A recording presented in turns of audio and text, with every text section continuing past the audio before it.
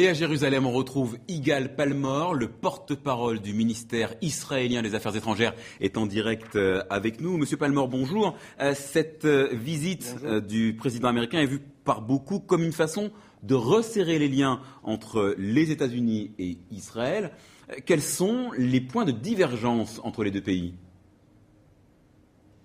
Écoutez, il y a des points sur lesquels nous ne sommes pas tout à fait d'accord, comme la manière d'approcher la possibilité de renouer le processus de paix, ou en tout cas des négociations avec les Palestiniens. Mais là, je crois que les positions se rapprochent. Il y a aussi quelques différences de vue sur comment traiter le problème du nucléaire militaire iranien. Mais là encore, les positions se rapprochent puisque les visions sont globalement assez communes.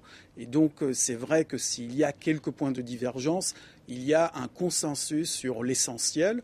Et je crois qu'il ne faut pas trop faire le deuil de cette visite avant qu'elle ne commence. Parce que c'est vrai que les Américains et les Israéliens, de notre côté aussi, nous avons voulu baisser les attentes pour ne pas créer trop d'illusions.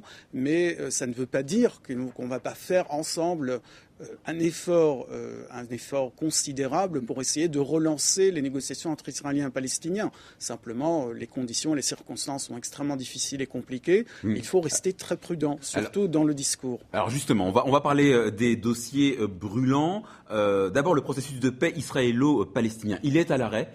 Comment les autorités israéliennes comptent-elles le relancer ?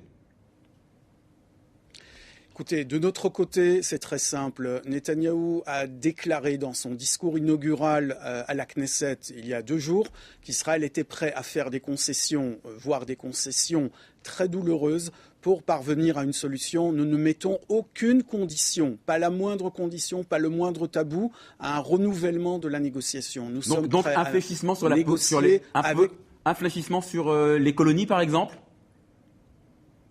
Eh bien, ça dépend, parce qu'il faudra le négocier. Il n'y aura pas, évidemment, de mesures prises à l'avance sans contrepartie. Ce n'est pas envisageable. Mais si on négocie, si on se parle, beaucoup de choses sont possibles, mais il faudra les faire ensemble, dans un esprit de travail commun, et pas essayer de s'attendre à ce qu'Israël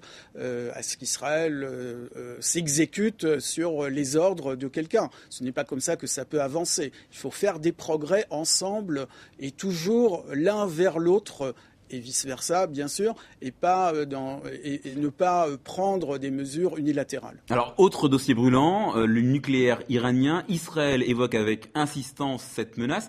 De quels éléments est-ce que vous disposez pour la justifier, cette menace ?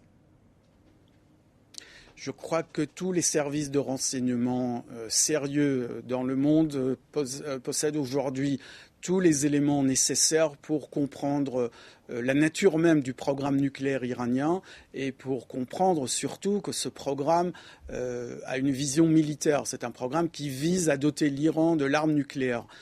Il n'y a presque plus de doute là-dessus et on voit les derniers rapports de l'Agence internationale pour l'énergie atomique à Vienne qui en fournissent les preuves. La question est de savoir comment faire pour que l'Iran ne se dote pas de l'arme nucléaire. C'est très simple. L'arme nucléaire du régime iranien est une... Une frappe préventive est-elle envisageable de la part d'Israël ? La priorité absolue est donnée à la diplomatie. Nous l'avons dit, je le redis ici. La diplomatie, les démarches politiques sont les priorités pour parvenir à une situation où l'Iran ne sera pas doté de l'arme, ne se dotera pas de l'arme nucléaire. Maintenant, si toutes les voies diplomatiques sont explorées et si elles échouent, à ce moment-là, il ne faut écarter aucune option. Et les Iraniens doivent bien le comprendre. Aucune option ne sera écartée. Yigal Palmor, en direct de Jérusalem. Merci beaucoup d'avoir répondu à nos questions.